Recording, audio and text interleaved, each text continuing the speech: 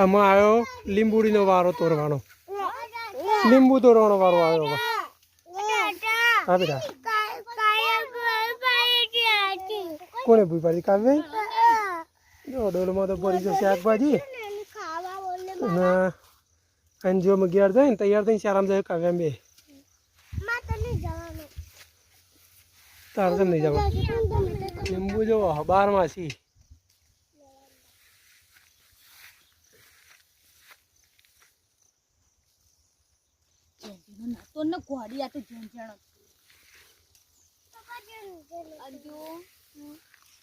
આ છે અમારો કૂવો.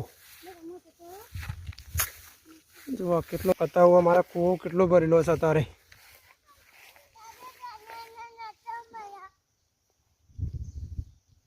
કેટલું પાણી છે હેઠ બેટા.